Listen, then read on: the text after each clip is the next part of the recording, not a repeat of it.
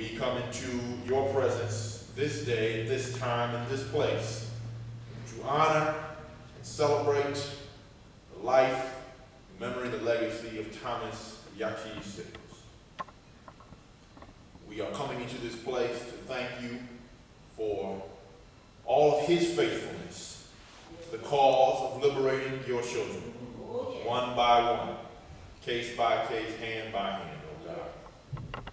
We are coming into this place to celebrate the life that he lived, seeking to do justice, love mercy, and walk humbly in the way of freedom and grace.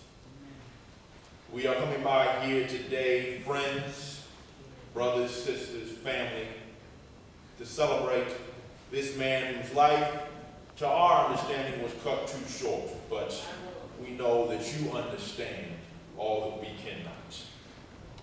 And so we pray that this will be a time of sorrow, certainly, but also a time of remembrance and a time of celebration. And that we might take this time as an opportunity to not only honor the legacy of the work that Yaki did, but to recommit ourselves to follow in the path that he laid. The work of the campaign in support of C-number prisoners, the John Howard Association, to which he committed his last years, oh God. We thank you for his life was a testimony of what you can do to bring one out from prison bars after so many decades behind him. That when the bars clang shut, it is not the end of life, but simply the beginning of another journey. And so we commemorate him this morning. We thank you. We ask you to bless this time together in fellowship and in praise. Let the whole church say amen. Amen. I'm going to ask Deacon Dennis Steele to come on up here and offer a song of remembrance. Amen.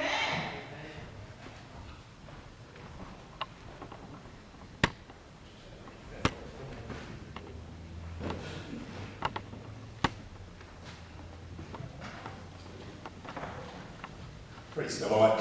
Hallelujah. Praise him because he's worthy to praise.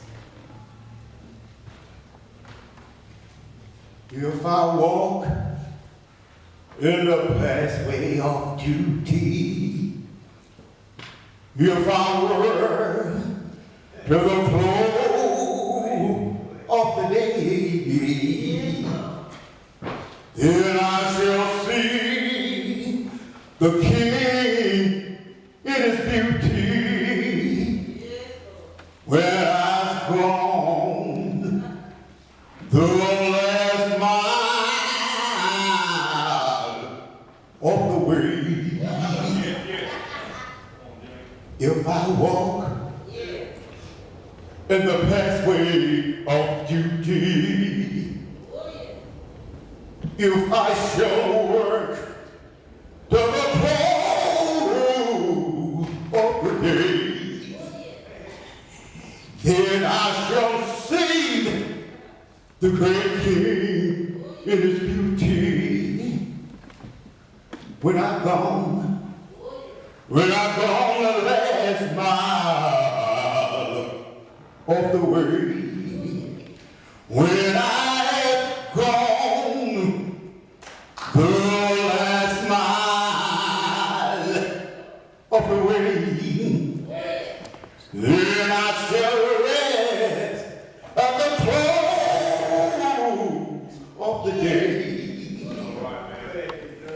Then I shall see the King, oh, in his beauty, oh Lord, when I've gone the last mile of the way. Giving glory to God, for he is the head of my life. I thank him for he given me this opportunity to go before my brothers and my sisters in Christ on this day. I'm going to go from Psalms 23. The Lord is my shepherd. I shall not want. He maketh me to lie down in green pastures. He lead me beside the still water. He restored my soul. He lead me in the Even though I walk through the valley of the shadow of death, I will fear no evil. For thou art with me. Thy rod and thy staff, that comfort me. And that's what we bring to the family. We want this church to comfort you in the word of God and let you know we're here for you. That God has not forsaken you. And you can call on us anytime because we know that you love him. But God loves him more than we could ever love him unconditionally. Thank you, my brothers and sisters.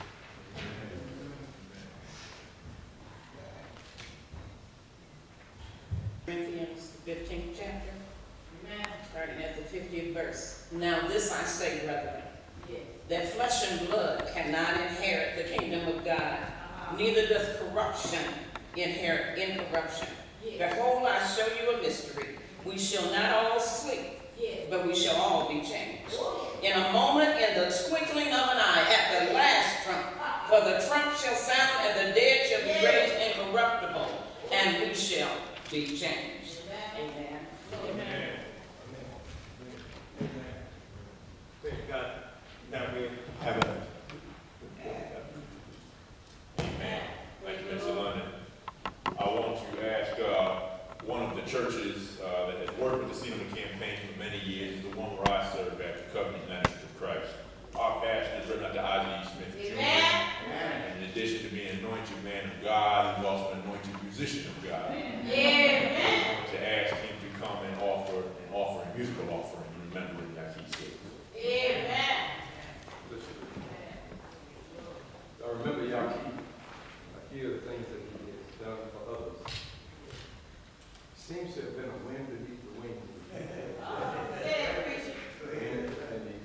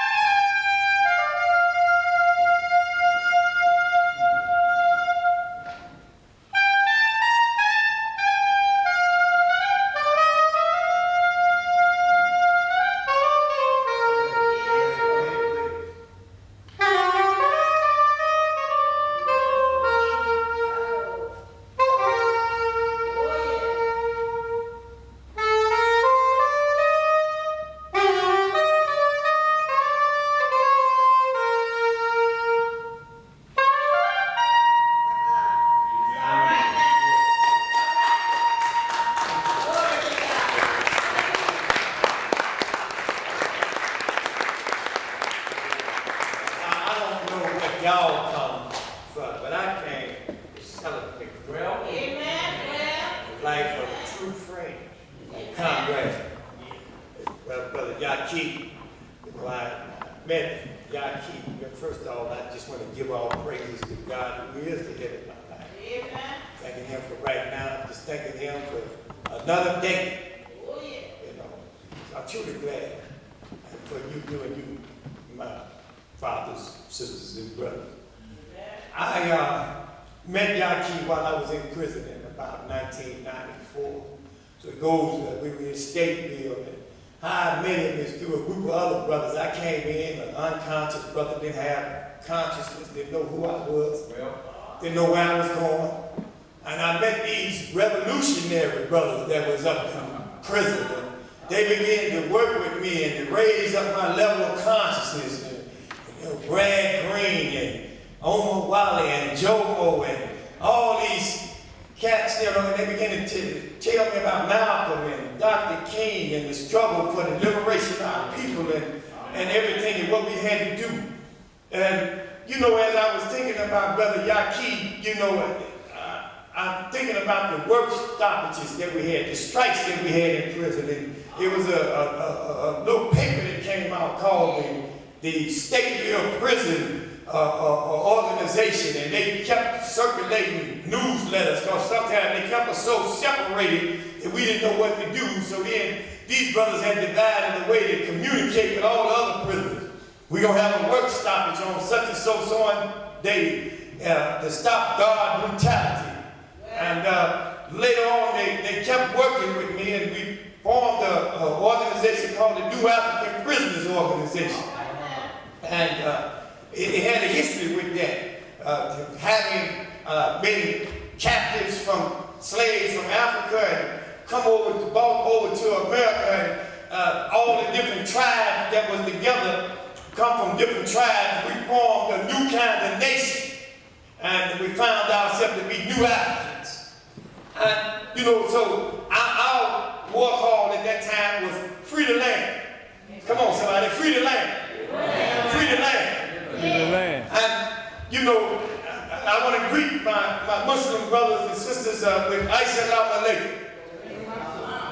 I want to greet my Hebrew brothers and sisters with Salam, Salam. And those of you from the African culture community, I want to greet you with Habarigani. And to my brothers and sisters in Christ, praise the Lord. Hallelujah. Amen. And I'm going to be brief because we want to hear from you about Yaki, because you will tell the story of how he was more than just a sea number. He was more than just working at John Howard. The vision, and the brothers taught me to be assertive when I was in Stateville, and I looked up the word assertive, and it was a method of training an individual to act bold. Stand up for what you believe in. And then the other day I heard a preacher preach a message on audacity. Audacity was daring, bold, adventurous, like a mountain climber climbing up and contemptuous of the law. Basically, my brother, what I remember about Yaki was that he always struggled for the liberation of our people. And enslaved people or oppressed people cannot move toward liberation themselves until they understand the true nature of their oppression. The opposite of this is also true. And oppressed people can't understand the nature of their oppression before they are inspired with hope and a vision of the freedom that they desire. To understand the nature of oppression, the people must first know who they are and who the enemy is.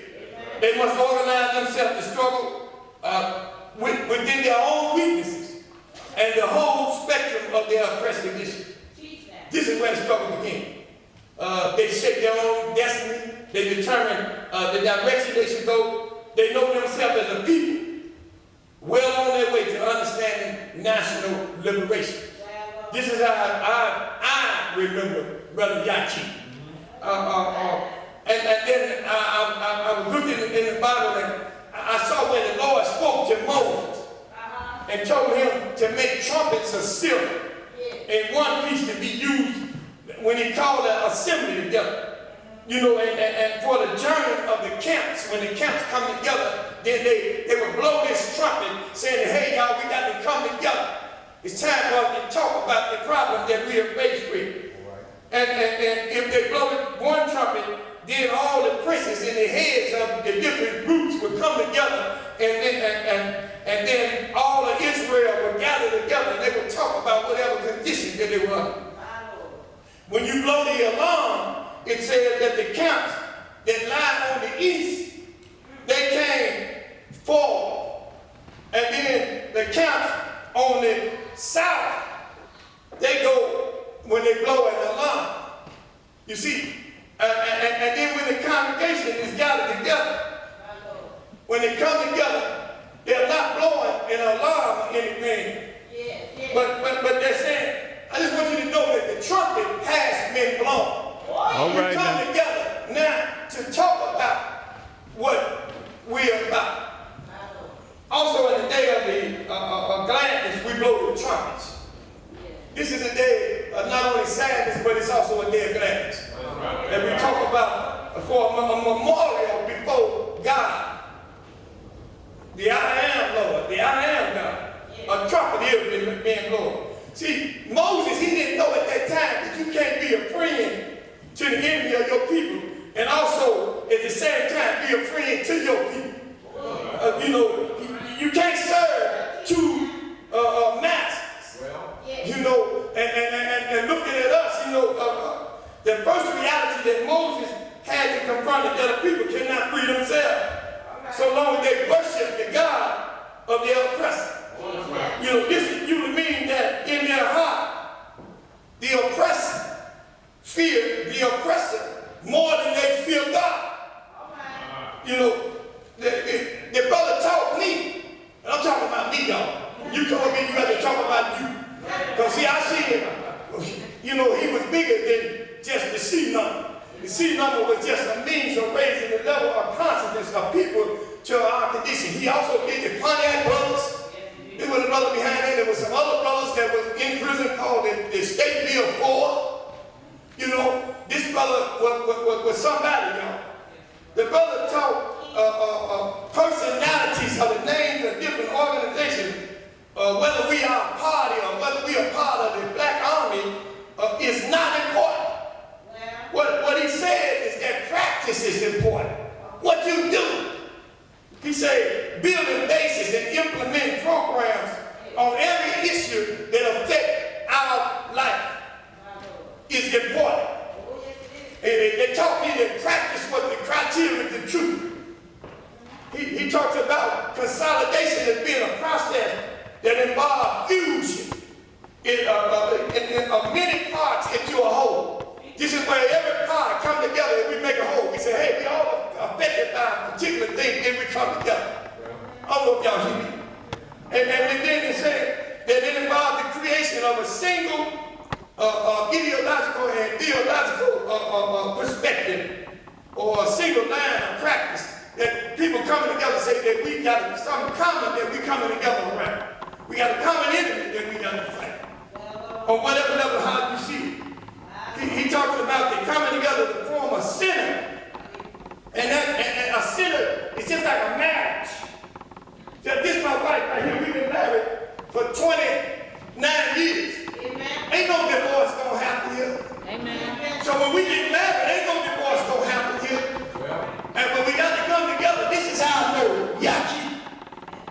And he talked about we a movement. Captain Bass, he broke it down. Y'all, I want y'all to pay attention to this, and I'm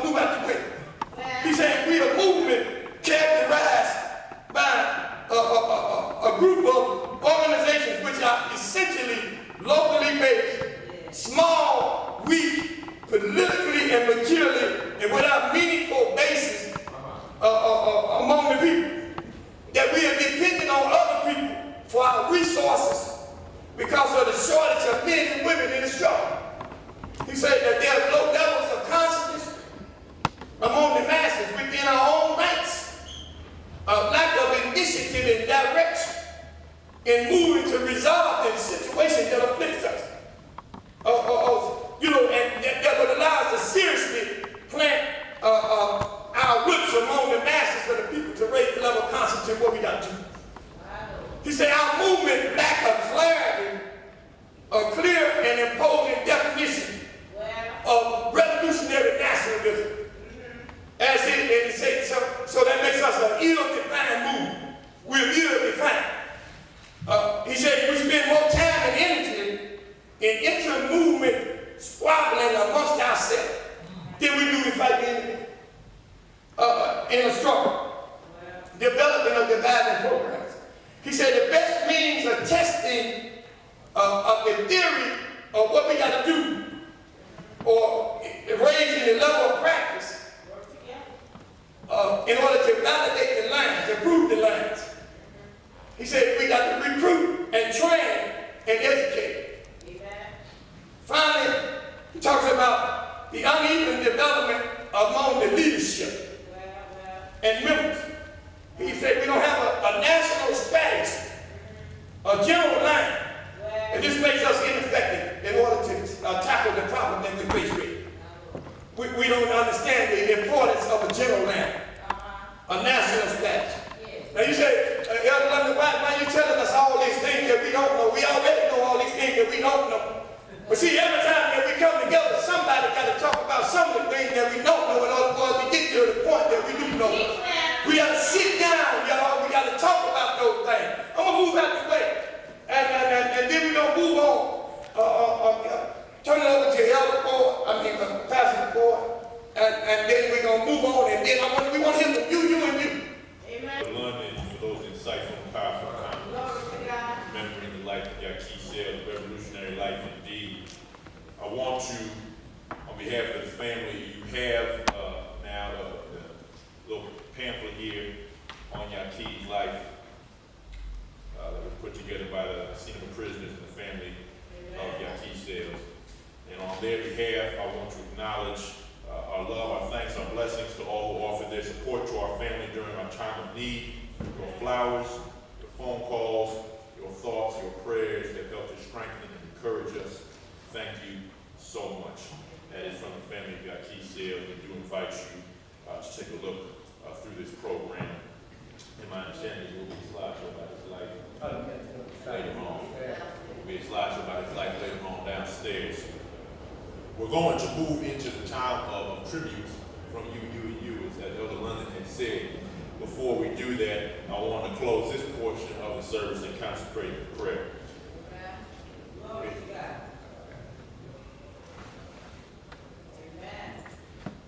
I just want to also tell you that when I got out of prison, Yaki sent me to a creeper right here. And his wife, who he married. After 30 years, I had to say this. I couldn't sit down. Then I looked over there at Creeper, and I'm looking over at Yaki, this guy right here. That up Yaki. He did big, but when I know that he was like this, y'all, they were little crumb snatchers. And so with all these kids running around, I said, brother, got all these kids, and they sent me to him, and he was definitely a family man. And so then, by my wife began to London right here, we wound up married when Yaki got out of prison. We married him. That, praise God, after 30-some years, she waited on him and married him, and she was with him. Come on, God, come on.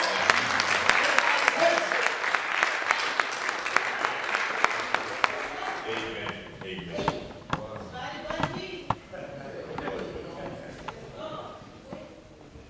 Let's pray. Gracious God, in these short few moments, we have sought to, in some just way, remember the life of Yaki. We ask that you would consecrate these moments that we had together on this memorial program. And we thank you for Yaki's life. And as we continue on in this celebration, we ask that you would continue to be present in everything that is said and done, all thoughts that are shared from one to the next.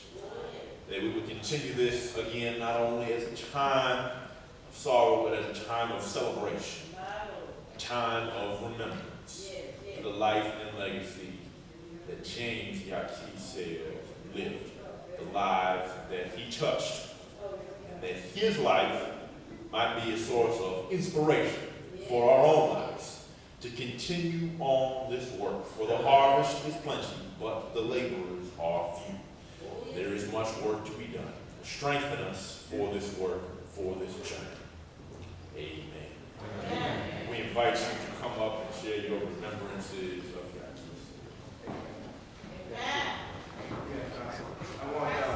I want my out of town and the lawyer, the clergy, to come up, because I understand that people they leave back out of town. If you're from out of town, or if you're a clergy right now, I want you to come first. Brad Green, I want you to come up here and say something about it. Bradley Green, this is Bradley Green. His brother come all the way from Philly, y'all. And this brother, he was one of them brothers that I was telling y'all about that worked with Yaki. And that other one that he hugged him right there, so he might well step right on up here too, jump over.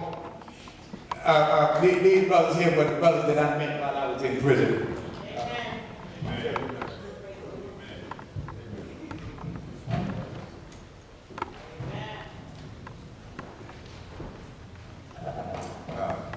Happy to be here to speak to y'all. This is something I really don't do. I really don't speak in public in front of a lot of people.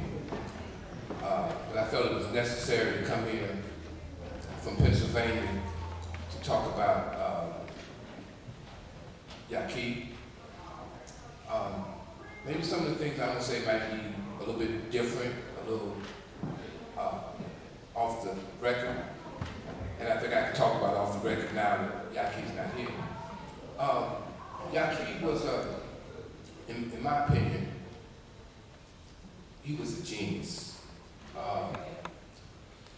When I met Yaki in the fall of 1973. There had just been a gang fight in Stateville on one of the yards, the house yard. I think there was like 33 people were sent to the hospital. So we were faced with a situation in Stateville where people were literally beating themselves, killing themselves, stabbing each other. And Yaki was able to, along with other people, unify a lot of those brothers into something that was very positive. I don't feel, and this is just the way I feel there's been a transition. Yaki is not here anymore on a physical level, that he's with the ancestors. And being with the ancestors, he strengthens all of us. I don't feel that Yaki's spirit will ever die. One of the things that I remember about Yaki is that he was not only a writer, but he was a prolific writer. I have like hundreds of letters from Yaki. Hundreds. I might have 1,000 pages of things that he's written. So Yaki will never, ever be gone, because the things that he put on paper will be here for us to read forever. He left something for all of us to inspire us and to take forward. When I met Yaki, I was wild. I was just running around Stateville, just rebelling. It wasn't in an organized form.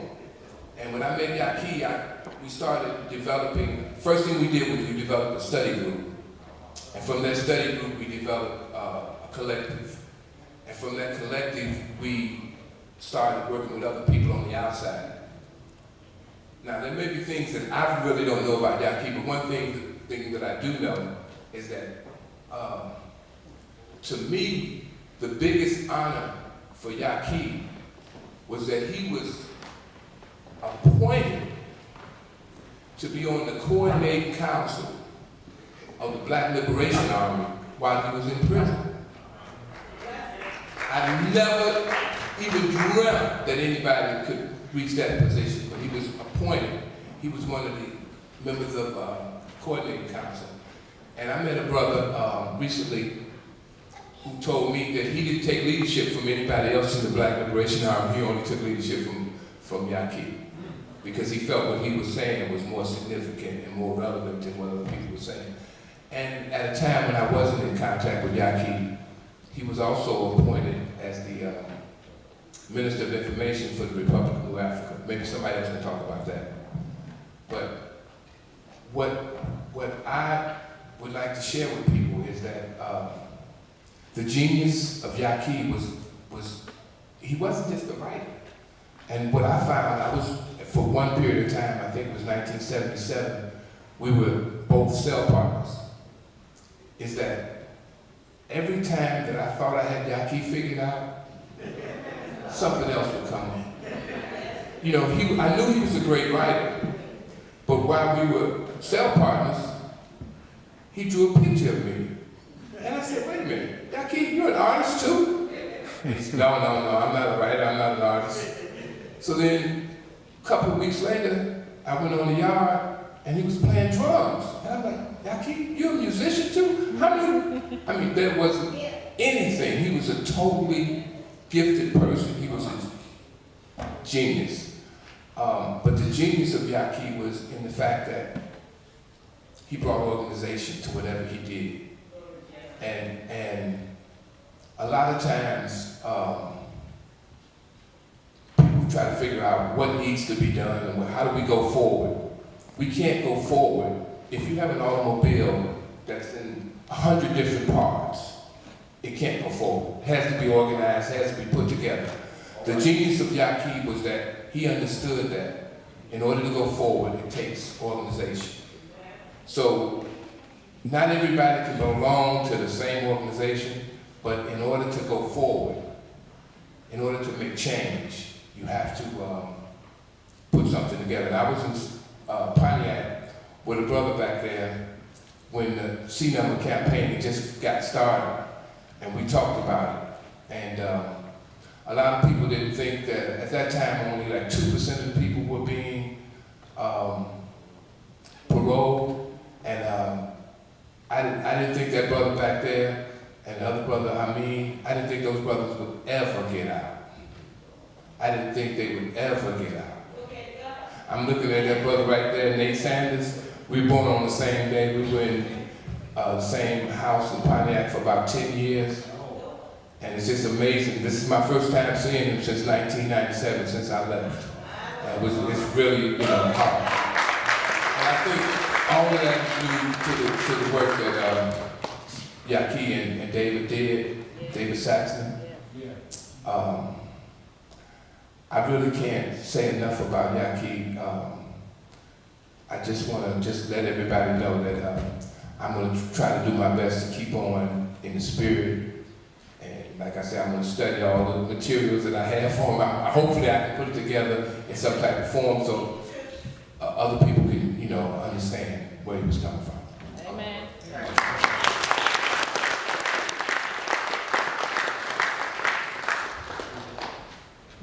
I just want to piggyback just briefly on something brother just spoke. This assembly is very dear to my heart. Yaki is more than my brother. He's my comrade. He's my friend. He's a soldier now. I can remember also many times that he and I used to sit around and speak. He used to tell me, Joe, what is it that you're trying to strive in life? And I said, freedom. He said, "Get first study self." And I said, okay, I know so much now that I thought I knew. But he said, now look again, study self. And I started wondering, what you mean by keep on studying self? I said, if you don't know yourself, how can you assist others in their life? And I said, I had to grasp that concept. And a lot of these brothers know me from way back when you knew circumstances which I was in prison for. I was a very politicized individual. My case was international. And I was under a lot of pressure to try to understand why I was placed in this predicament. The Yaki said, and then I reasoned why. He said, you fought through Vietnam, now you come in here, you tell us you're in the high supply. And Brother Khalid started to tell me as well, and the Yaki used to talk over, that in order for us to grow, it was first plant that seed, cultivate the soil. He said, with that, God stepped into our life. God will give us the inspiration and guidance that we need to move forever forward. And we move forward. was on the yard in the ditch crushing or something. And me and Yaki had been extremely close for 36 years. And he had told me, Joe, no, I don't make no promises. I said, but I'm promising you this, you next. And I looked at him, I said, why would you make that kind of commitment to me? He said, I don't have to, I'm just telling you. And then 2 weeks later, I received 3 attorneys. I was next. It's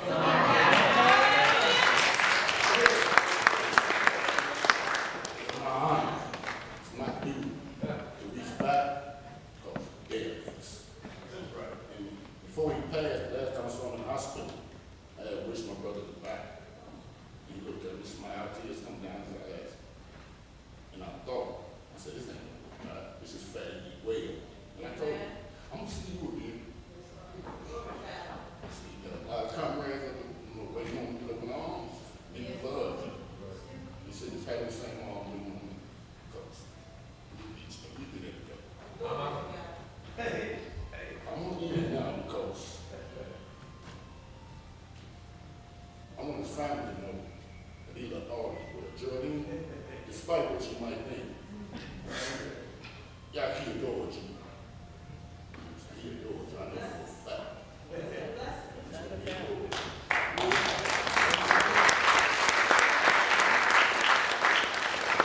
Yaki life, he took it one day at a time. Yaki adored spiritualization. He wasn't very spiritual, he was on the outside, but inside his heart was true. That's why I know that he's home with God. Thank you.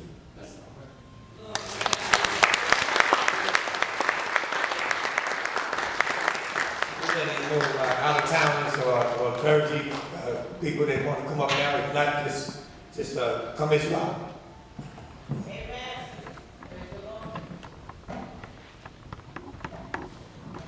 Good afternoon. Shalom, Alavia, Ake. My name is Jamila Ra. I just wanted to give a few remarks about the brother. When I first met Yaki, it was like about 1967, and I first knew him as a writer.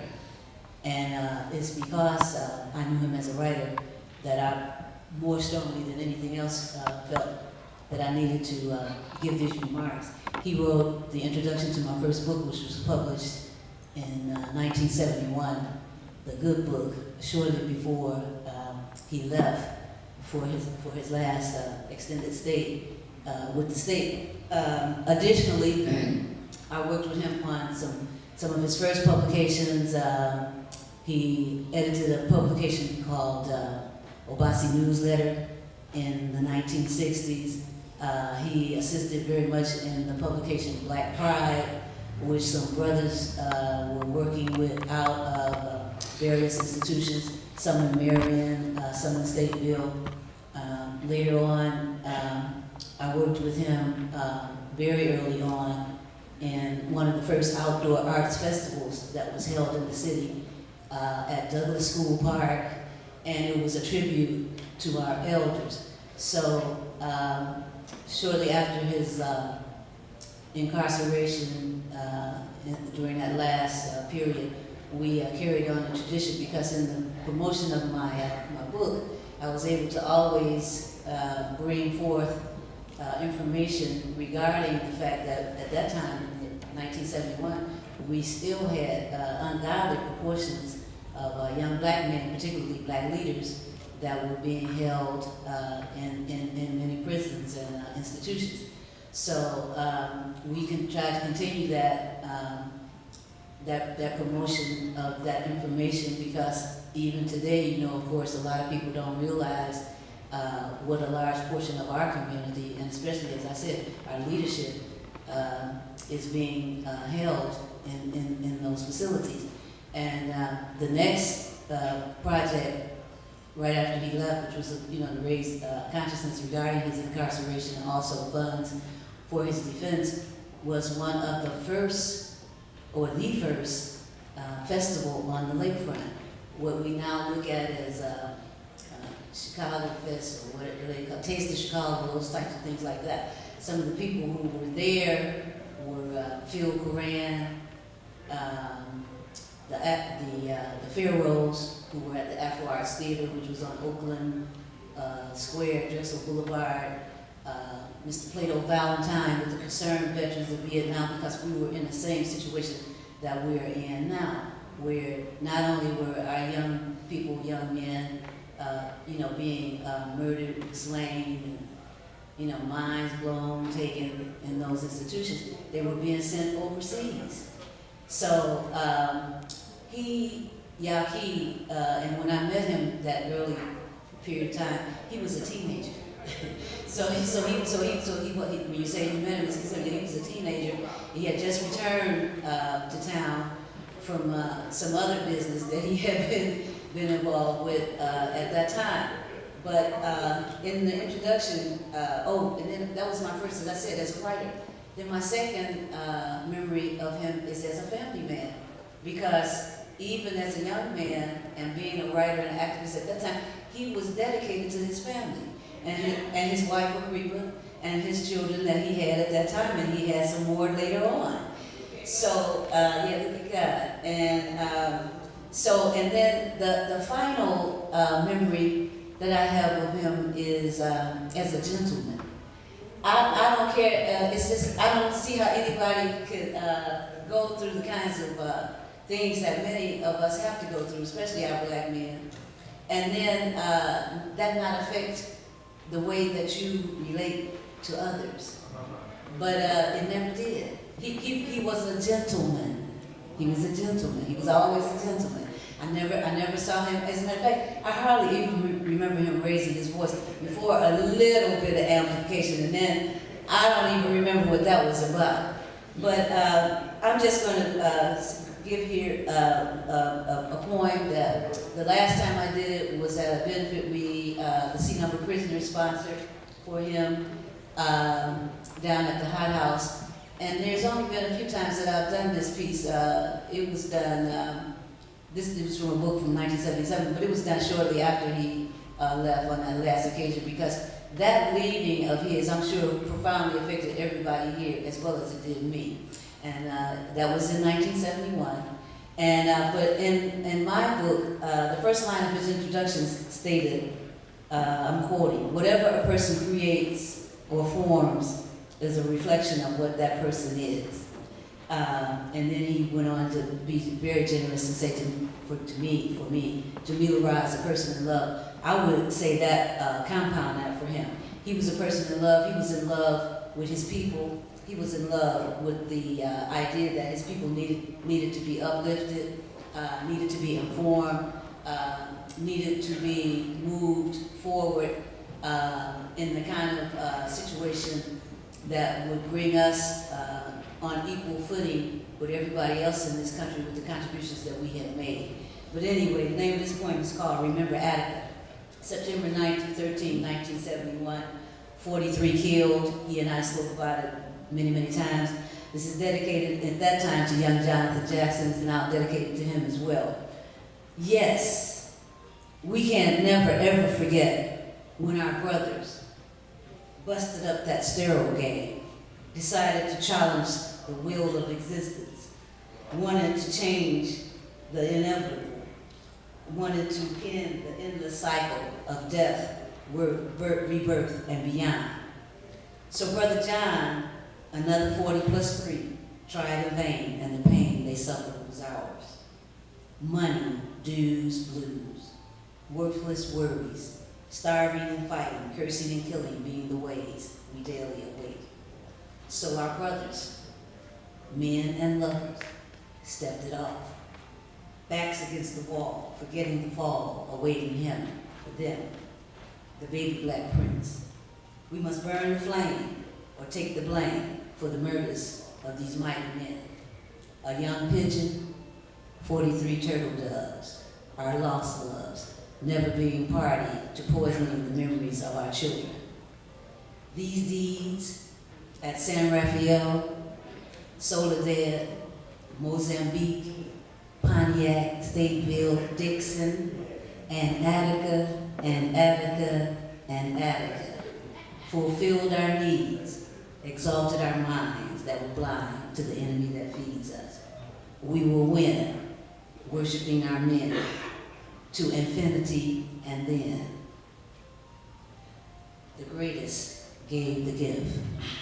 The fame of the name Attica, for gentleman Jonathan, Yaki James Sales. Liberation leaders must never ever be forgotten.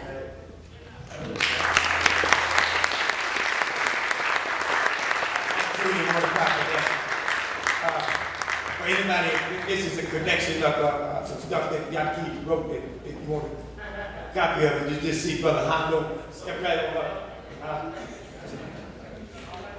Yes, sir. Come right here.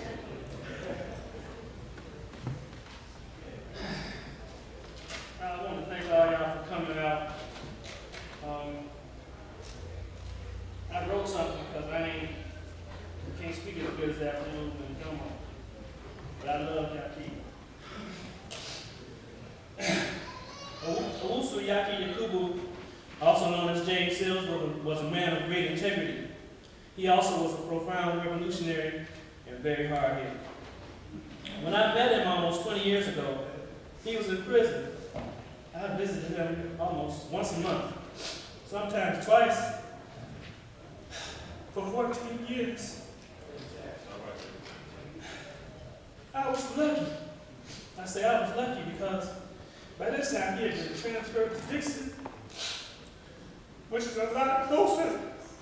Dixon is a lot closer than Centralia, or most of the other 30 or so prison camps around this state that were built up just when black people took the struggle for liberation to a higher level. I have known other prisoners who've been able to come home, but Yaki gave us a prime example.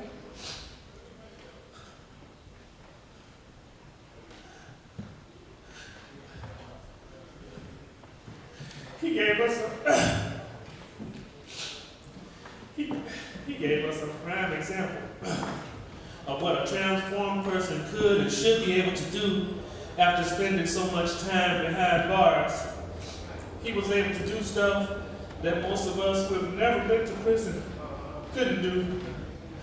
He truly used that time. He truly used that time inside to become a new and better person. When he was released, David and I, we worried that he might be moving too fast sometimes. But I guess he had a better understanding of how much time he had left. He made some mistakes, but we all do. As a revolutionary, he tried to take Yuki suggestion that people learn through observation and participation and apply it in the real world. It was very important for him to help us understand that we needed to become historical actors instead of sitting on the sidelines as history happened to us. His example also helps us to understand what Amilcar Cabral said. People don't fight for ideas. They fight to see their lives go forward. And there's nothing that's going more forward than escaping from the dungeons.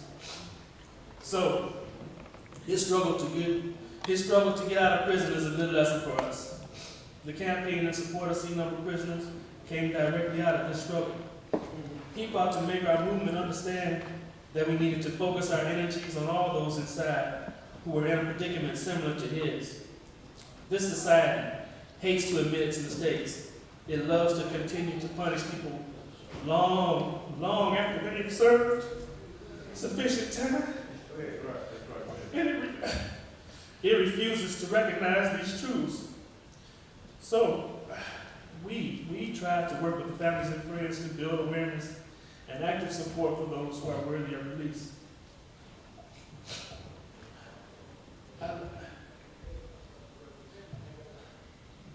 I'd like to thank you all for your support, respect, and admiration for a truly unique individual, and assure you that until his last breath, he would acknowledge that this life was better than being in Dixon, it's true.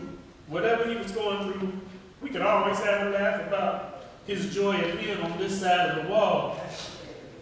Our efforts did not go in vain when it came to supporting freedom for this man. That is one of my greatest pleasures and memories that I will take to my grave. I was able to help somebody who then put his heart and soul into doing the same for somebody else. Thank you for listening and let me ramble a little bit about a true friend and comrade. I want to say also that Abdul referred, and Brother Khalid referred to some of his writings. I have some here of, brother could write. He wrote a lot, but he also wrote long pieces. But I got a couple of short pieces here that I can share with y'all if you want. And if you know how to catch up with the campaign, you know how to catch up with me. And if we run out, I'll give it to you. I wanted to say, excuse me a second, I was expect to be called out of order here.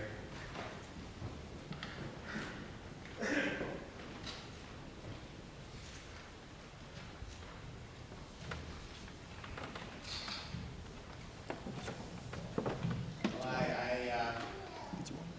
I met Yaki 30 years ago, something like that, actually probably over 30 years ago, when he was in Stateville, and when David Saxton said to me, there's this guy down there that you just got to meet. He's one of the smartest people I've ever met. He's got one of the most deepest analysis and understanding. And I went down there, and I had a pleasure of both meeting Yaki and seeing Abdul, who was also there, who I had represented for a number of years when he was in the Panthers.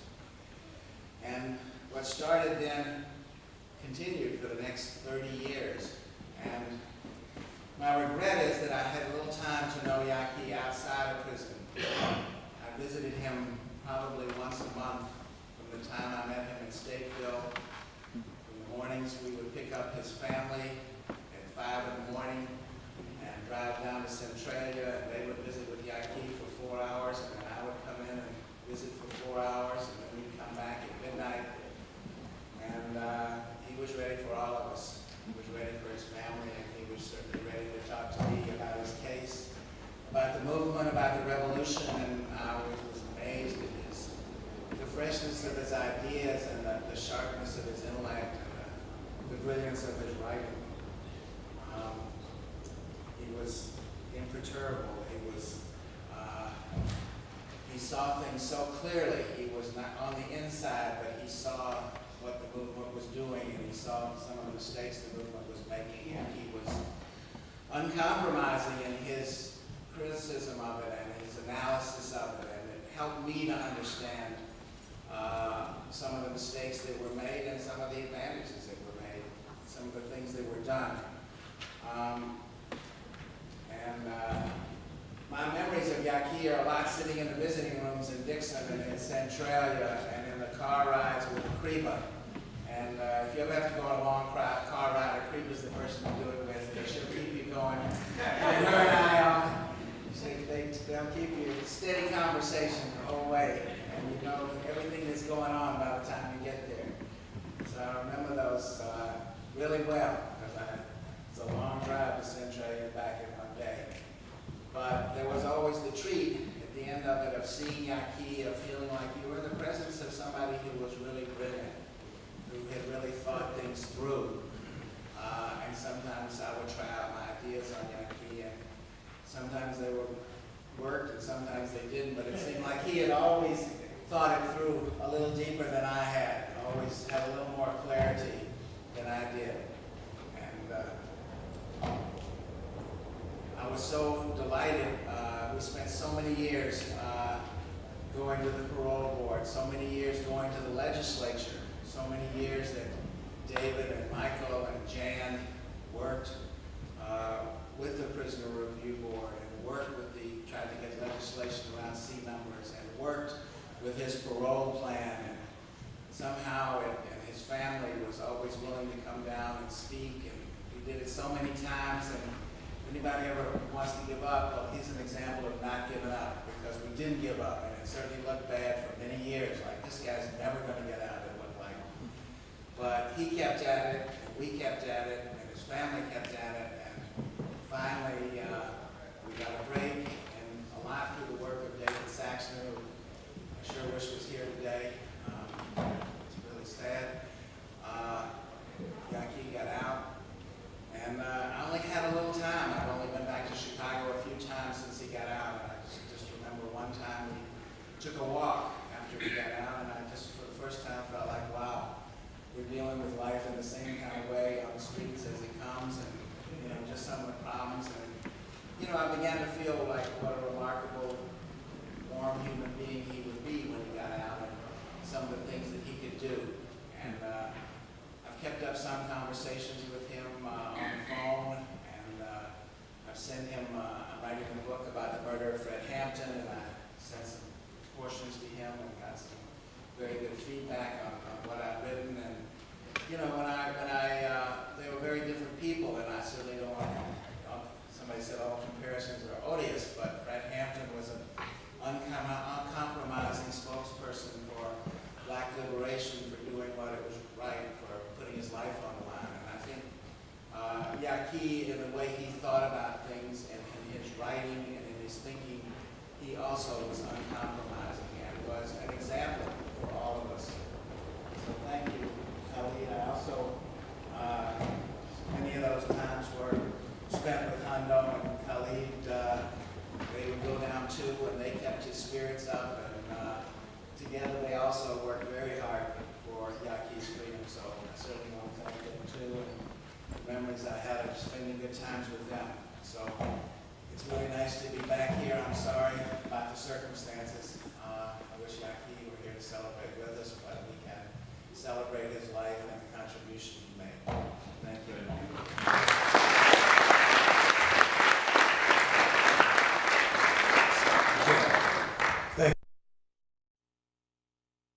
Much better than Dixon. So we remember that smile. It was a smile we didn't get to see enough because it really did light up the room, and I think it sort of illuminated his soul for us all to partake in. One thing I'd like to do, I mean, we haven't quite yet done that, is recognize Yaki's family. And they're sitting in the front row. I won't call everybody's name, but could we give them a round of applause? I don't know.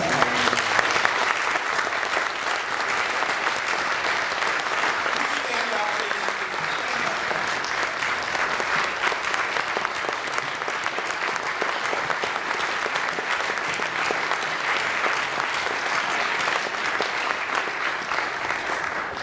I do think we could spend the next couple of hours talking about them. I know we don't have the time for that right now. But I'll tell you, I was around and close to them in these last several months of Yaki. And, you know, I think it's comparatively easy for us to be loving and strong and pleasant and happy, I don't know what the right words are, when we all are in good health and having a good time in life. But I don't know that I've ever seen in my life a family as strong and supportive and loving during such difficult moments. And I am just, it has transformed my life seeing that amount of love, that amount of strength, and that amount of support by his family. And I was fortunate to watch that. And so to all of you, Krida, especially to you, thank you on behalf of all of us for giving Yaki what we know he deserved and needed so much, and can't thank you enough for all of that. And you can applaud again if you want.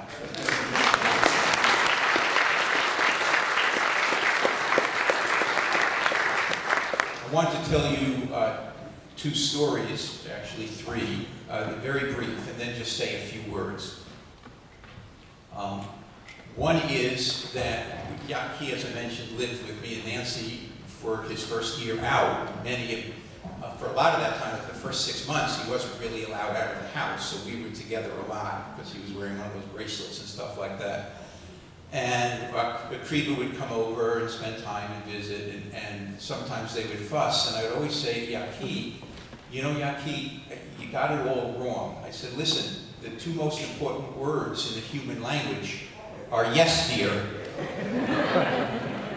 And as the years went on, when we would go out to dinner and stuff like that, the four of us, Yaki would catch on. He didn't like my jokes very much, but this one, I guess, was okay, and he would catch on, and every now and then he would say, during the conversation, yes, dear, when Akriba would say something.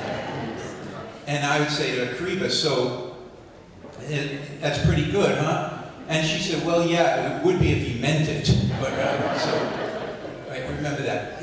Another story, I think, that just says the world about Yaki is, like so many people, like Jeff and Michael's here, and Michael Deutsch, who's his attorney for 30 or 40 years, and I don't know, is Jan here now? I don't see Jan. Oh, there she is, and Jan, and so many other people, of course, Hondo and Jamila and his family who supported Yaki all the way. Just extraordinary. And Nancy and I would bring as many people as we could who we knew to come and visit Yaki, both because we thought that was a gift and also to build support for him. And one person we brought was a friend of mine who was a law professor at Northwestern University, Len Rabinowitz, who came to love and appreciate Yaki. And I said to him one time, I said, you know, Len, you know, if you could get Yaki accepted to Northwestern Law School, that might be a reason for them to let him out. I mean, because even the state of Illinois might have trouble keeping someone in if he gets accepted to Northwestern Law School. And so Len said, let me look around, and he talked to a lot of people, and they sort of said, yeah, I think we can do this. You know, we've never done it before, but I think we could do it. And so we went down to the next visit, and we brought these forms. You weren't allowed to bring forms in, but somehow we managed to bring them in. And I said to Yaki, I don't know how they got there, but I said to Yaki, you know, man, this is it. You know, just fill out the form. Len is going to fill, you know, he'll help you do it. And you know, Yaki sat there and he said, you know, I don't think I can do this.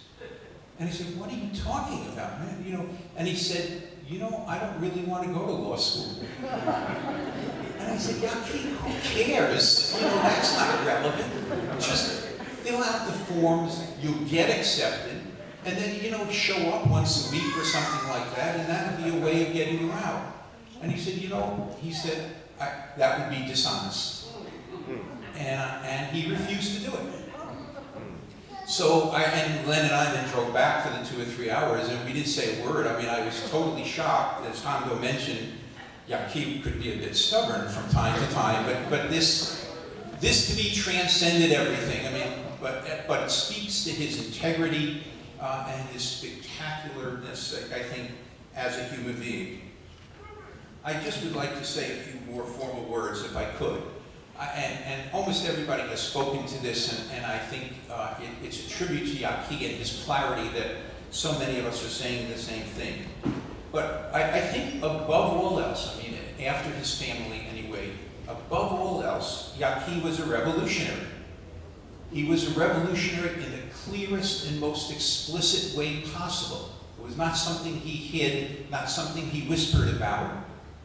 He wanted a revolution. He wanted a revolution because he thought that was the only way that black people could become free in the United States. He hated the way black people were treated by the United States of America. One of his favorite quotes was by Malcolm X, when Malcolm says, "Don't be shocked when I say I was in prison. You're still in prison. That's what America means, prison." And Yaki also did not shy away from the much more complex problem of violence. Revolutionary violence, not personal violence that was counterproductive, but revolutionary violence. Yaki, of course, was not a violent person, but if that was what was needed as a political strategy, then Yaki was willing to embrace it, and he wrote about it often. So it is important to view Yaki, I think, as we are saying today, as the revolutionary that he was. Another person that Yaki quoted a lot was Amilcar Cabral.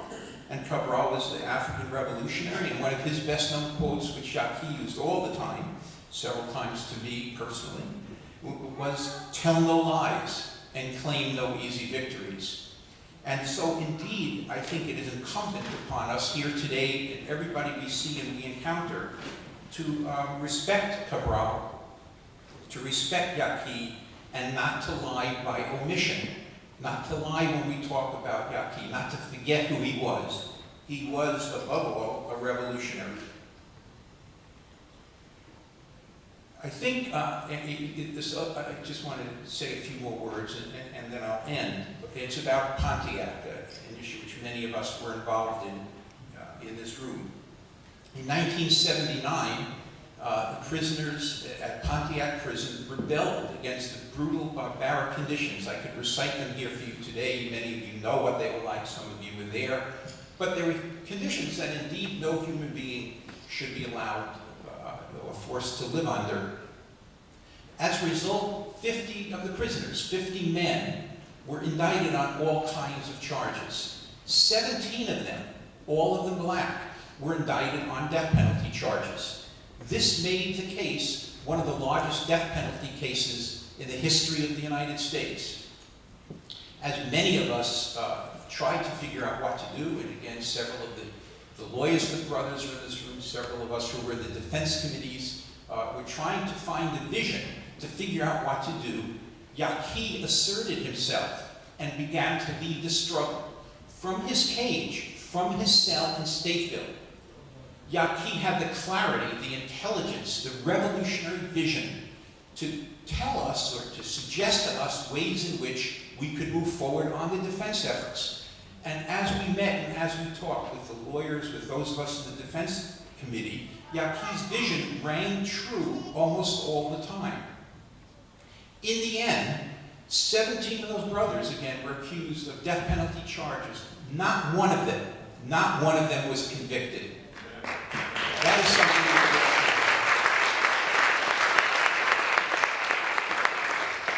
Much of the credit for that goes to the strategy that Yaki devised. His vision, his constant, every now and then he could make a telephone call and 20 of us would gather around the phone to talk to him, to try to understand how to proceed in this effort. His letters were welcome. It turns out that Yaki did not get any good time from the state of Illinois for his work on this case. But he got the love, the respect, and the commitment of the community that he loved so much and strove to serve and help. We love you, Yaki. We love you for being a husband, a father, a friend, and a great human being. We love your smile. We love your wisdom, and we love you for being a revolutionary.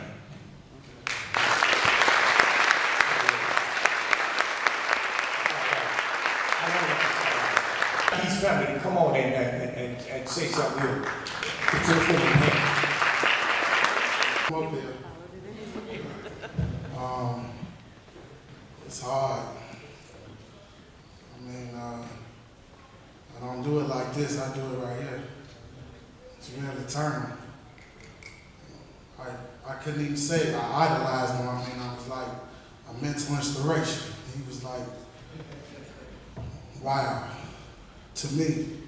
Because I've been through so much. I know plenty of others been through so much. But if it weren't for him and Lewis digging in my head, telling me the things I need to hear, to make me positive. I mean, I hear about the writing and the revolution and all that, and I ain't never really heard it. They ain't really sat down and told me about it, but I ain't surprised. You know what I mean? Because I'm a Yaki too. They go a Yaki too. You got a whole bunch of Yakis in here.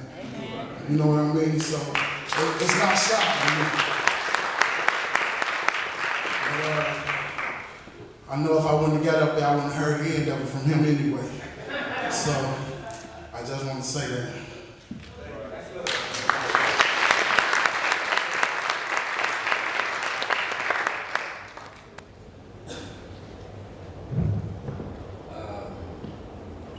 First of all, I would like to just say for everyone today here who is already spoken and gave so many accolades and you know, their opinion of Yaki thus far. I would like to really say thank you. And we as a family, we really appreciate it because, you know, y'all hit it right on the button. You know, Yaki was one of those, you know, that once he got an idea in his head, instead of saying, well, why can't we? You know, well, how can we?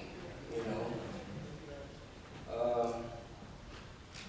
Like my brother just said, you know, Yaki is going to always be with us. Not just Uncle Yaki, but, you know, he named his son after him, Yaki, you know. And my mom, she had two brothers with Lewis and Yaki, so she gave both of her sons Yaki right there. I'm not the other, I'm with Lewis. And we didn't stop there because my son is 16 and Yaki.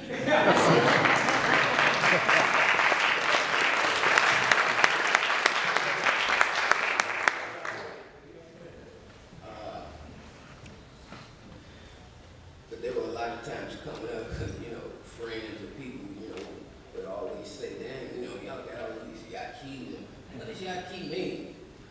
And when I was younger, to tell you the truth, I would try to think of something real slick.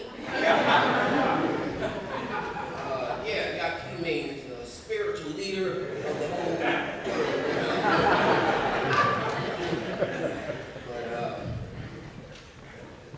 But still, you know, that was my uncle.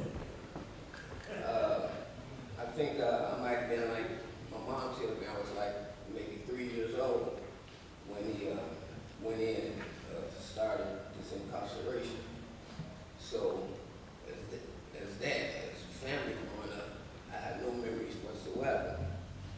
But like Jeff had already said, and Hondu, you know, with Century, wherever he was at, you know, we was always up at 4 or 5 o'clock in the morning, you know, everybody running, trying to get ready, get dressed, you know. What time is he coming with the rental car? Okay, great. You know,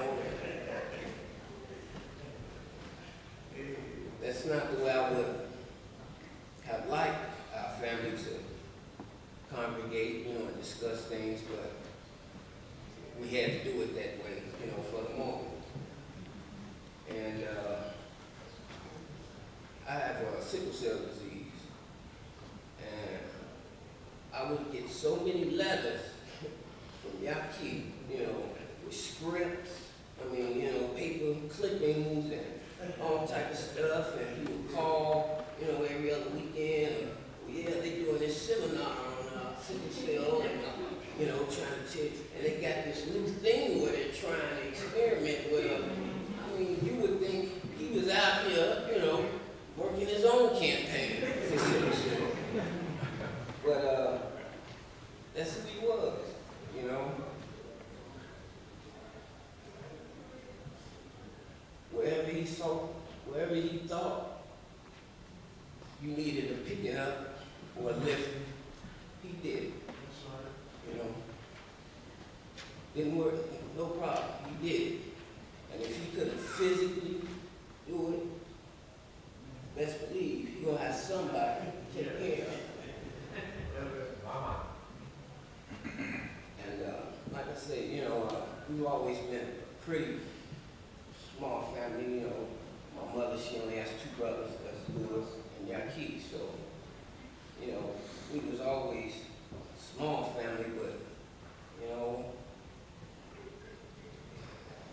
small family with big love.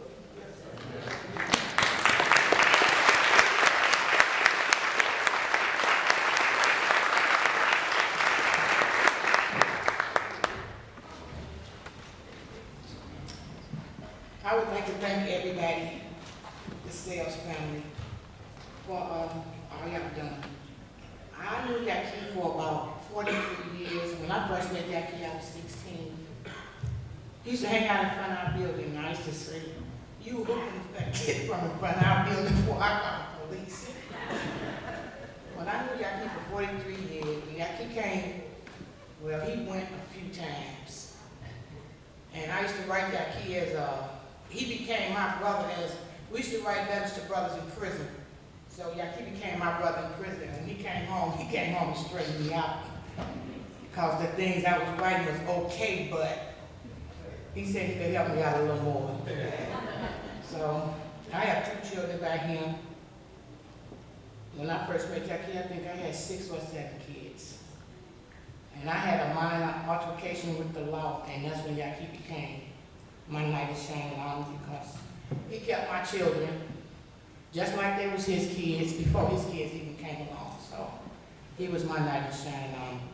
As a family member, we just want to thank you all. We appreciate you all.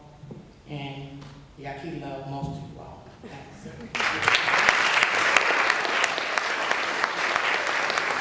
The extended family, the lawyers, and people like me who just met Brother James Sales. I didn't feel comfortable just assuming I could call him Yaki. His presence kind of commanded a respect that you almost want to earn the right to call him by the name that everybody that loved him knew him by. He and I met after David Saxon, bless his soul, had talked about Yaki before he got released. He wanted me to meet him. At some point, he wanted me to meet him. And when we finally met, I started giving Yaki and some of the brothers that I already knew some assignments, because I was into how do we reform an industry that's making a living off the backs of us as a people. And he was so committed, but he was so honest. He came to me about maybe a year later. I think the John Howard Association was reaching out for him. Everybody needed his kind of skills. And I was telling him that I thought it was important that they start demanding a little bit more of these agencies that want to use their expertise without paying them as professional people. That was the kind of conversation we were having. But he sent me an email and said, Brother Howard, I got to be honest with you. My plate is so full, I just can't take on no more responsibility. I'm getting ready to take this full-time job. And he went on to take that job. But I wanted to say to the family, I have a C number in my family that made me know a little bit more about what the system can and did do to so many of our men and women for long periods of time. I would just say that the spirit of Yaki should continue this struggle. I want to see the C number effort become a reckoning with force in this town, in this country. As far as I'm concerned, y'all represent a story of our history that our children need to hear. It's not just numbers. It's just not just bad experiences. It's a lesson in history. And I just wanted to come and add my voice to acknowledging the spirit of the man. I didn't have to know him for long to respect the principles that he just spilled out as everyday language. He didn't have to make it up, he just said it. And I'm praying that Brother Haywood and Omega and Sage and others make this town acknowledge what they've done to us, man. Stay organized. Teach our children the value of citizenship. And if we're going to be in America, either damn it or change it. And I think that that kind of spirit spills into the family fabric. And I'm retired police, but unfortunately, or fortunately, however you want to put it, having family inside the prison made me a better police officer, a more conscientious citizen, if you will. Made me sue the Chicago Police Department. Made me want to fight them now. But I think the Army is in the heart of brothers like Yaki. And if y'all are serious, and I know you are, you're going to continue this struggle. You're going to make his family, his children, and his children's children proud that he was able to link up with the likes of you. And I pray that we all continue to seek wisdom and stature in the eyes of God and man. With God first. So I thank the people who convened this meeting. I'm sorry that I'm always running. I made some people late because they were in class with me today. But some of you lawyers have done some tremendous things with the system. And I just think we have to keep on fighting. And I think Yaki made a contribution that says to all of us, it's not that much about what your title is. It's what's in your heart and your spirit to make things better for those coming behind us. So my prayers are with you. I'm sorry I don't know you better.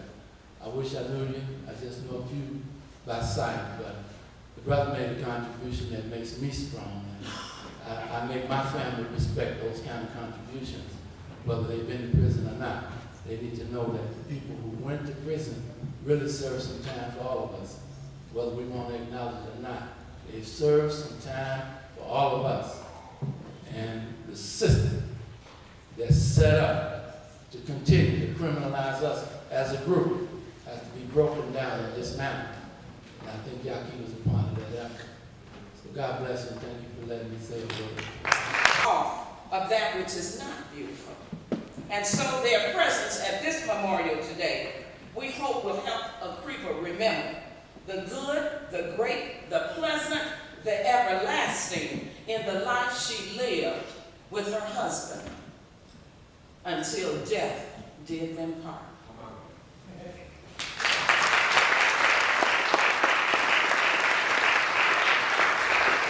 I just want y'all to know that's the one that waited on me.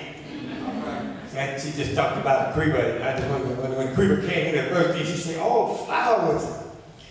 And is it anybody else that wanted to come forth before yeah, Fingers? This is Brother Fingers. He was one of the Pontiac brothers. And then how many people we got? I said 3, 4, 5, 6 people left, and then after that, Lewis, and then we're gonna go downstairs. I just want everybody to know 7 with Danny. We can't leave him out. And everybody know that we got lots of food downstairs. We're gonna fellowship and mix and mingle.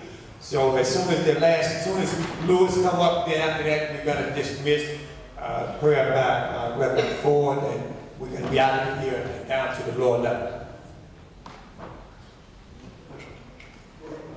My name is Ralph Lumpkin. A lot of people call me Fingers. I did 25 years in prison. I've been on 12 years. I met Yaki, Warrior Yaki, 1972, Stateville Penitentiary, before they called it correctional centers. He was my cellie for 2 weeks. Brother Yaki gave me a book called Malcolm X, the autobiography of Malcolm X.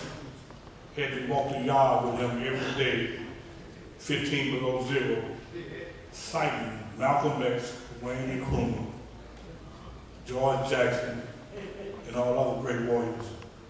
Yaki was a dynamic person, a dynamic friend, and it's a tragedy that his physical body is not with us today, but his spirit shall live forever. He was a true gentleman, a true scholar, and a true revolutionary. When I came to prison, we didn't have Afro-American officers. We had a lot of, we call southern and rural white officers there who was trying to demonstrate a strength of dominance over us. But Yaki had told me a story. He said, look, the higher you jump, the harder you fall.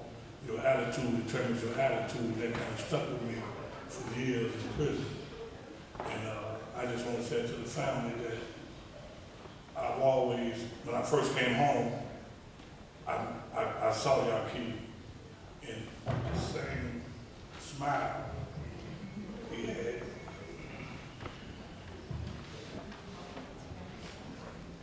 In 1974. 72 when I met him. So God for him.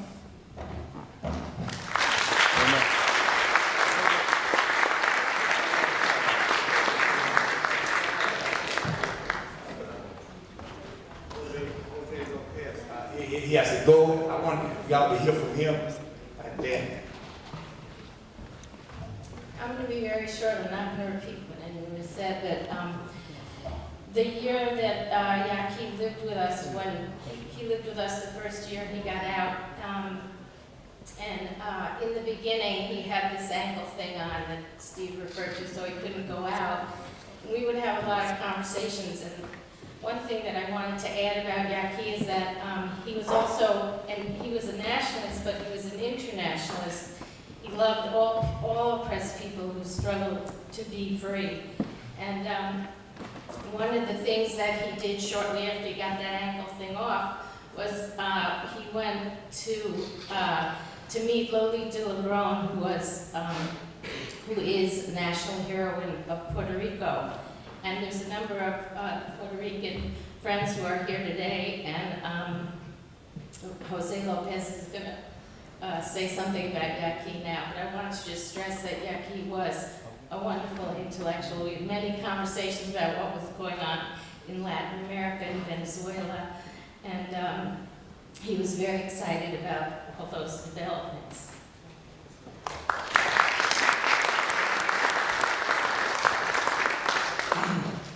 Thank you, Nancy, because that's a wonderful introduction to what I want to say.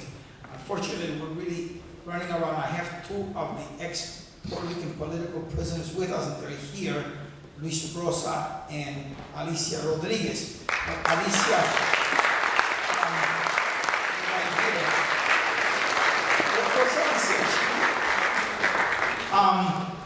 and community, on behalf of the Puerto Rican political prisoners who are still in prison, 3 of them, and one of them is my brother, Oscar Lopez Rivera.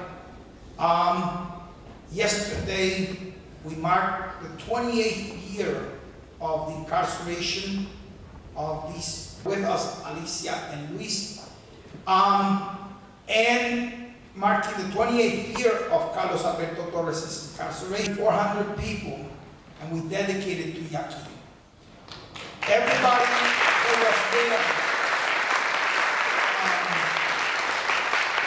his spirit was invoked in our activity, and he was there because one of the interesting things about Yaki, and I had the incredible privilege of meeting him and visiting him in prison with Steve and Nancy, and he was an extraordinary human being. All of you have said such wonderful things about him. But I think Nancy said it best when she said he was a black nationalist, but he was also an internationalist. And that's the beauty of being able to affirm who you are, what makes you so unique, and at the same time, that uniqueness is what makes you truly human. It is in our differences, and Yaki understood that so clearly. And it was his belief that black people in this country deserve to be treated as human beings, to regain their humanity which had been taken away from them, the humanity that was stripped from them, but that they were never allowed anyone to really strip it from them. And that's why all over Latin America, where 90% of the slaves that were brought to this continent went to, because the Caribbean, where Puerto Rico is at, is really an arm of Africa. And so, that humanity that they never allowed to strip themselves from, even though the slavers attempted to, really shape who we are as Puerto Ricans, who we are as Cubans, as Mexicans, as Argentinians. It was that spirit of resistance that black people brought to this continent, in spite of all the inhumanity. And it was that spirit that gave Yaki such an incredibly powerful human being inside of in that prison. When I came to see him, it was really like coming to visit someone who had truly learned, as my brother did, as Luis Rosa did, as Alicia did, to live with solitude. The system attempts to use prisons to create and make people live with loneliness. But you can turn that into solitude, and you can transform yourself into truly and fully human. And that's exactly what Yaki did. He was able to do that, and he was able to inspire many of us. Thank you. I thank his family for the presence. And I thank this wonderful church that is holding this service for Yaki. Thank you very much.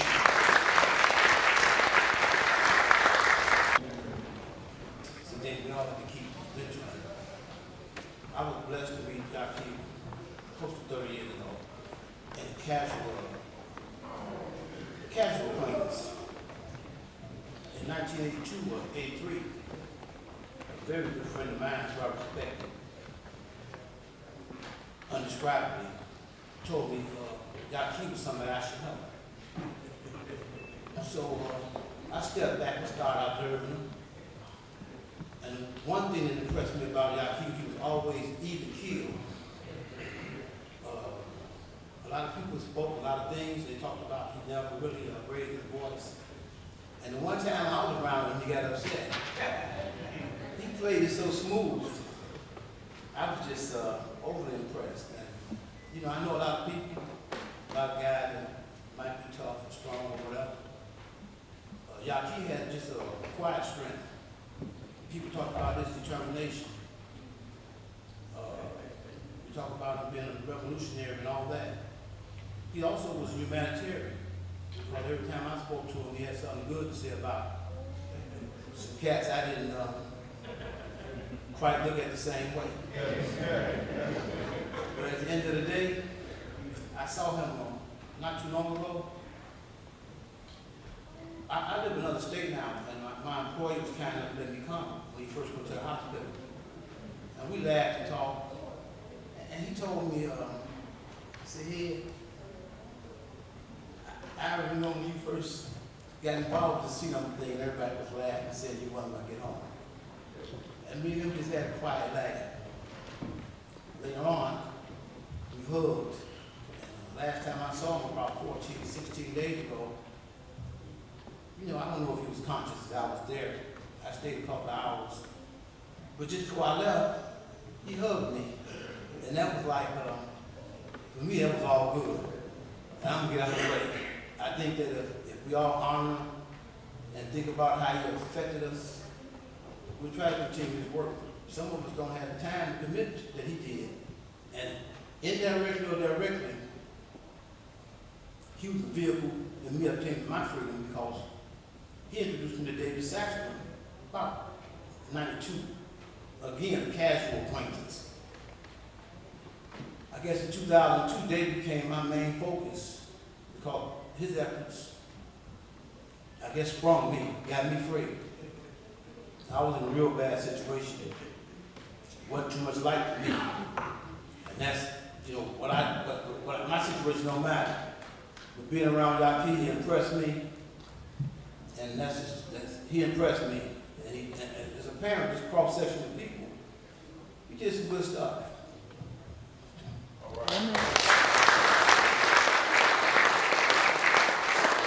We lost a brother, but we gained a saint, and he's still on the battlefield. You cannot do this work without being on the battlefield. And God don't like no coward soldiers. And Yaki was not a coward, he was a soldier. And many of us that do this at work, we always come to the point where we may endure it for a night. But joy cometh in the morning. And so we stand here with everybody else and say to the Most High, thank you for allowing us to meet him and to greet him and to talk with him. And we know one day we will be able to him again. And so I just want to leave this here with you, and I always say this here because I want you to think about your friends. If you have friends, treat them swell, but never to them all your secret tell. Because if one day they become your foe, out into the world, your secret will go. Praise the Lord, everyone. My name's Danny Franklin. I just want you to know that I'm not a C number. I'm an N number. And so in saying that, I did know Yaki.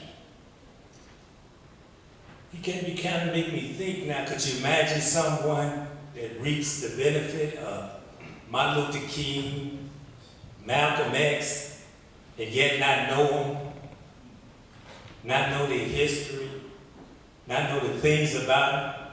And as I was thinking like that, I was like, wow, what could I use to describe him?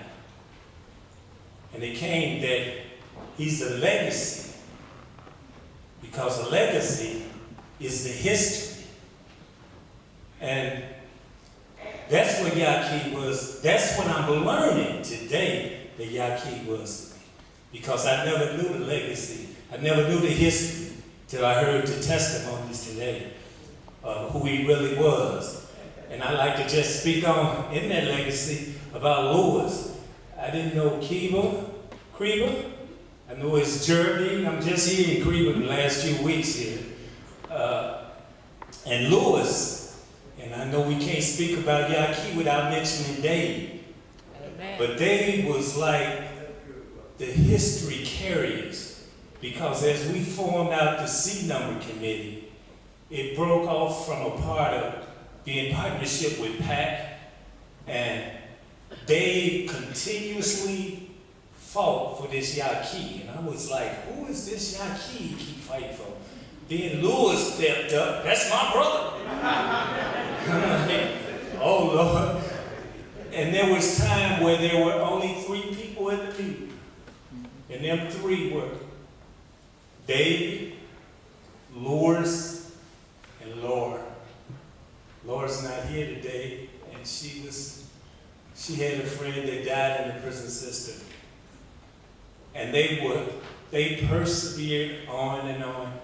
And I heard a lot about the families and the wives, but them individuals I seen persevere on and on. And their perseverance what brought me to continue on and push in these situations. Even though I wasn't a C number, I heard the hopelessness of the C numbers while I was incarcerated. I seen C numbers that told me they were never going to get out. That's home today. Amen. Many of them are home today because of you all's fight. I think of another term to try to describe Yaki, and it came to me a sacrificial lamb. And when he came home and he participated in the events and he did the work and he got his full-time job, and I don't have time for this. He sacrificed family and everything after David to find time for this to carry on the scene. I mean, we said in meetings where I know he didn't want to. It's like, this is too much for me. But he persevered on. I mean, some of you all said in them meetings and you seen what I seen. Like, he didn't have no hair, but if he had any, he'd been pulling it out. I can't deal with this. But he continued on. And then the last thought of describing from our perspective would be testator. In the scriptures it speaks that a testament do not go forth until the death of the testament. And today we have that. I hear the history. I hear the things that went forth now today, because there's a lot of things that were shared. I never knew about all the writings and all the works or his work with the Pontiac 19 until today. So we have a testament that's gone forth. Now, we have a work, and I just like you all to know that there's a work that we started, all of you all, that each individual got to hold himself accountable for continuing on in. God bless you. Thank you. I think we got one more, and then. Into my life 20 years ago, not directly but indirectly, because my husband would go every month to visit with him. I went to visit Yaki the very first time about 15 years ago, and actually I went to visit there with a friend of ours, Leila Hilal. Some of you might know her, and she's very sorry that she can't be here today. She is doing work in Ramallah right now. I can't even describe the moment David called me from the parking lot walking from the parole meeting on March 31st, 2004, to tell me that Yaki was going to be free. There's no words for that. I have no idea how he made it home. I mean, I think he drove home in a matter of an hour or two, you know.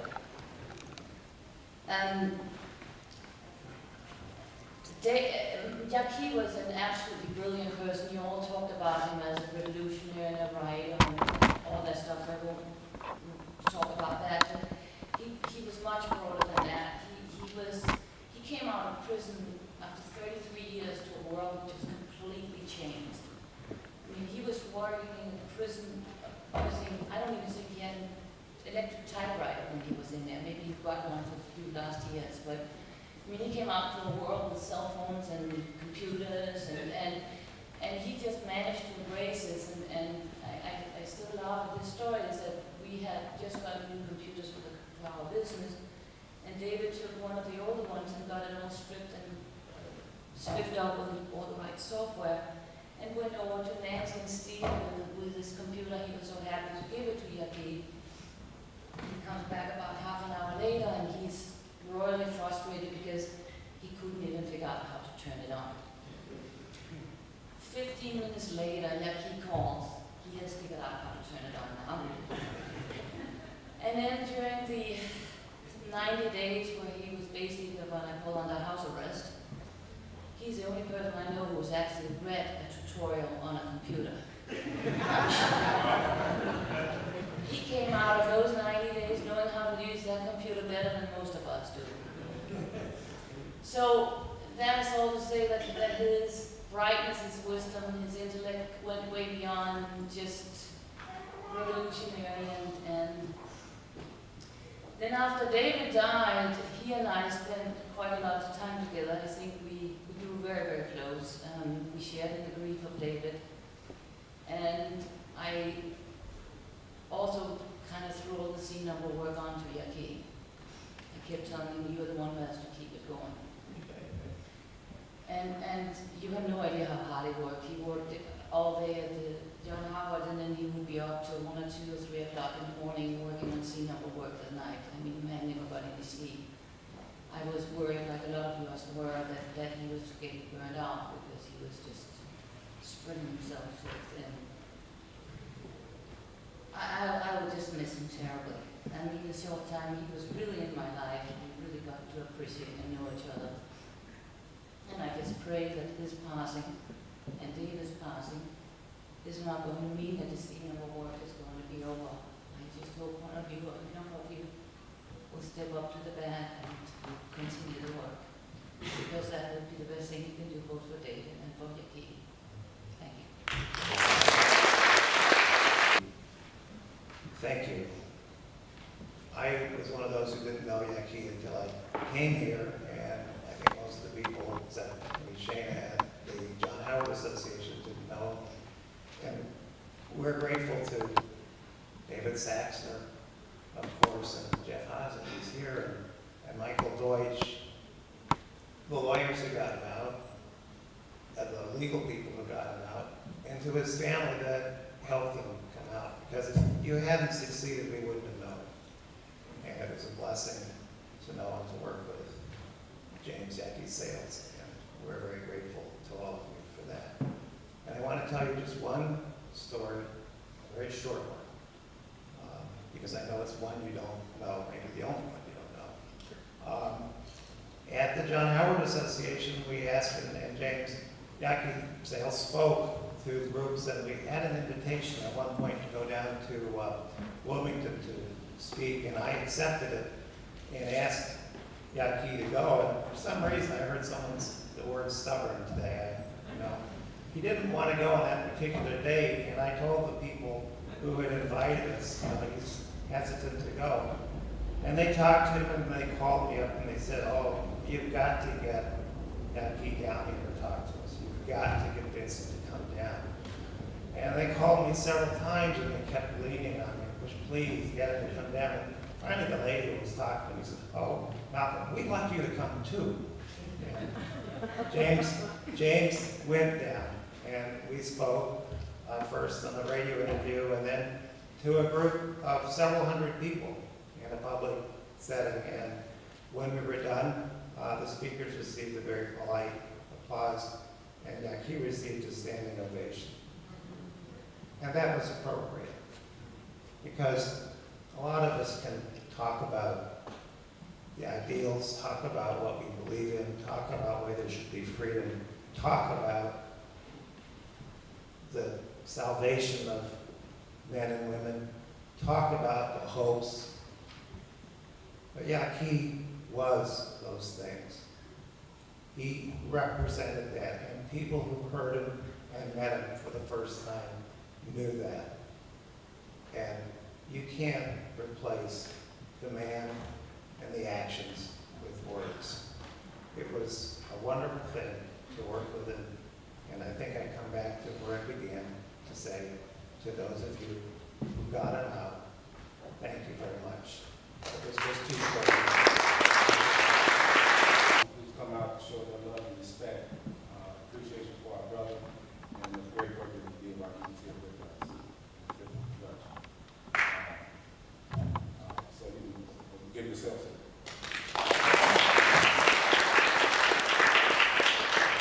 the reason why I say that is because anytime someone here for their time, you can get everything back in this life, but you can't get time back.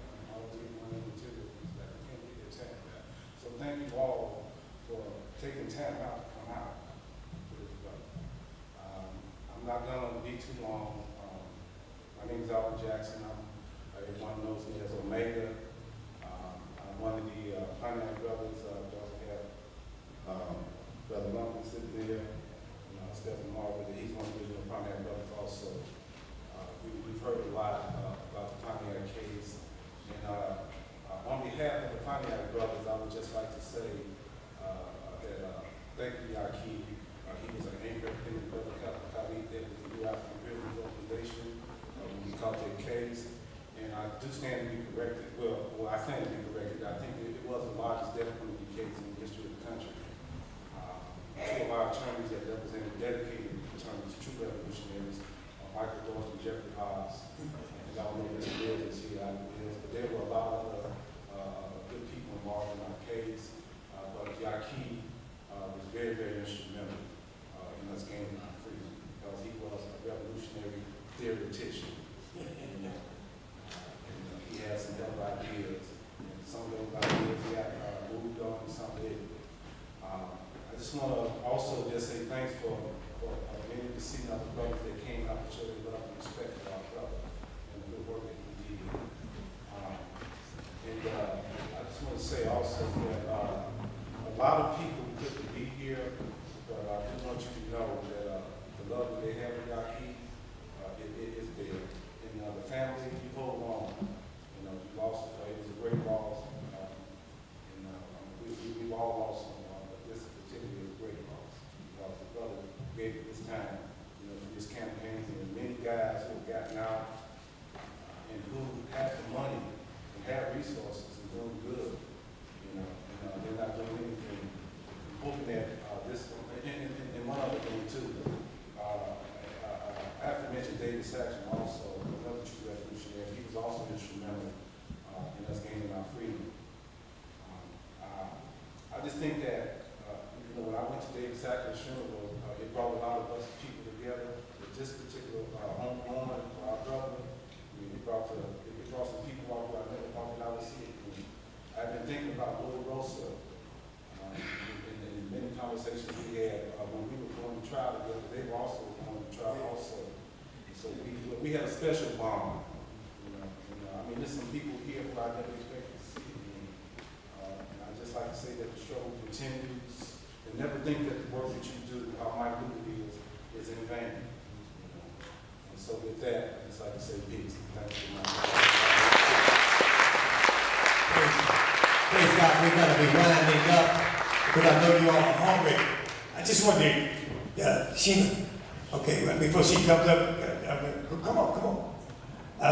And have you ever, I was locked up with Yaki, going back up in there and getting him, throwing a rope over the walls even from the outside and going in there and getting him, you know.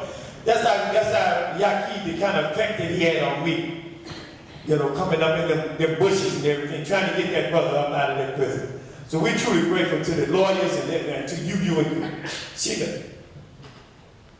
We had an argument. We used to carpool to work every day, and we had an ongoing argument. He claimed that he coined the phrase, "Is that right?" in prison. That he took ownership over that. He made that up, and everybody else who says it said it because he started it. Yaki and I are very close, and this has been a really hard time for me. I know Ricky talked about it before. When David passed, Yaki and I became very, very close, and bonding over got lost for both of us. And I haven't been around as long as the lawyers in here have, finance and state bill and all those things, but I'm on board for the cause of all of them. And it's hard for me to talk about, I'm sorry. I wasn't going to say anything because I knew this would happen, but I miss Yaki very much. He was part of our life every day at work and in the evenings when we worked on C number stuff. And together, he and I worked really hard at the event and Cynthia and other people to try to recruit more lawyers to represent more guys on the inside and try to do what we can to help them get out. But I just wanted to pass along Craig Finley of the Prison Review Board sends his regrets that he couldn't be here today, but he told me in an email that he was the one person who taught him a lesson he really needed to learn, and it was the one number case that he embraced when it was hard for him to embrace it. But that he talks about Yaki often, and that Yaki embodies for him the idea of rehabilitation, and that we should never give up on people, because people can change. People can do something one day that we think warrants lifetime judgment, and the next day you give them a second chance and they flourish. And Howard Sappel, when he was here earlier, talked about the C numbers telling a story, that they're a story of a big part of our history. And Yaki was a very good example of that. So I won't go on because I'll cry like a baby up here and put you through that. So thank you for giving me time. Jonathan Jackson being George Jackson, so like you got it. I always call him Jonathan. Yes, that over there. I like to feel like I was on the mountaintop.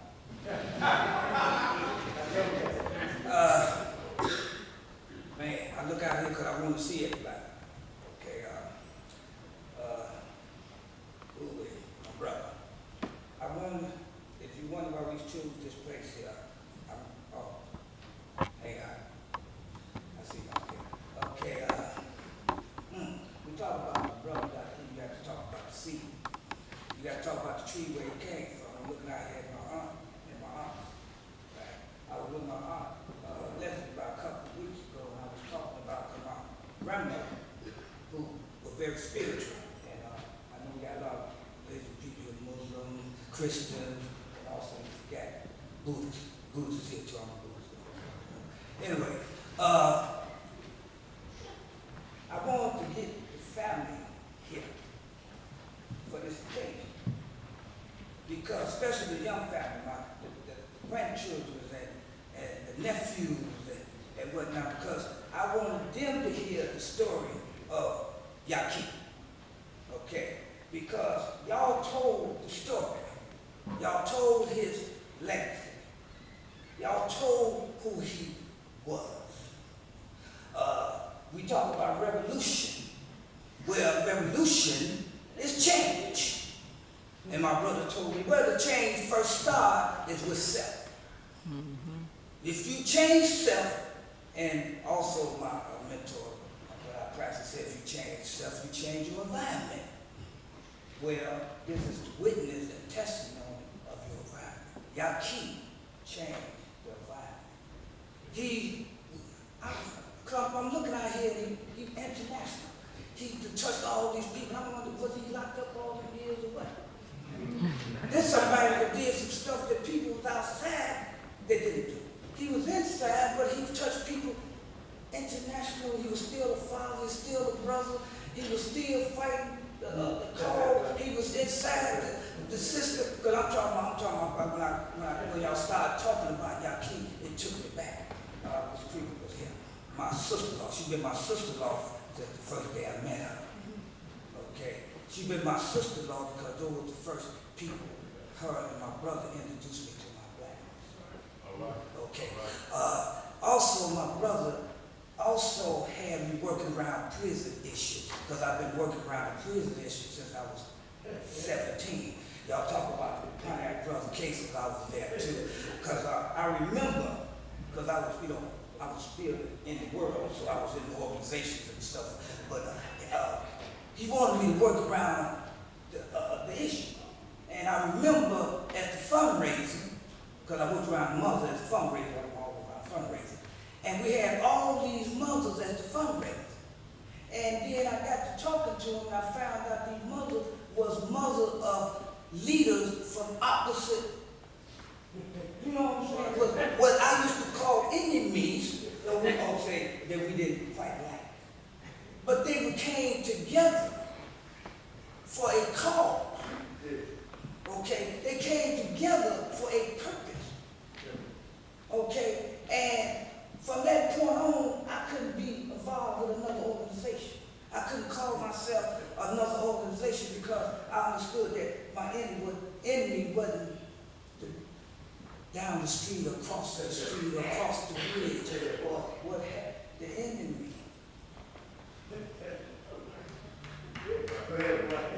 My brother told me that the enemy was the system.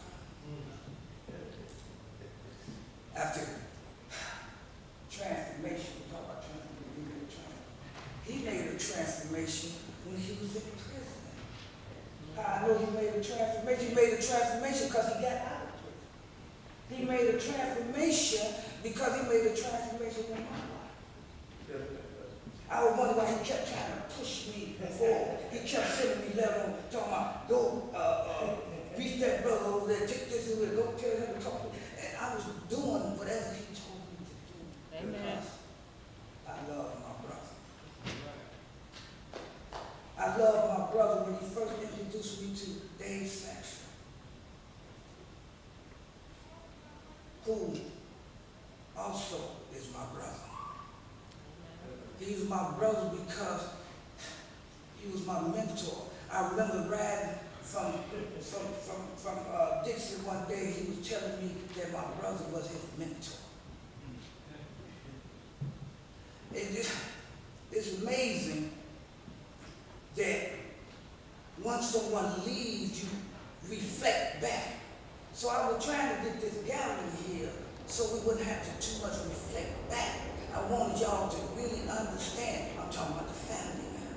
Why did I choose this one? I remember coming here and introducing with the members here to try to explain to them about the CNO. I don't know if it was my idea or not. Somebody might put and say, well, you go and you discuss the CNO and stuff. And I went there and I had all the literature and the stuff. And when I was trying to explain to the congregation about the CNO, and it was so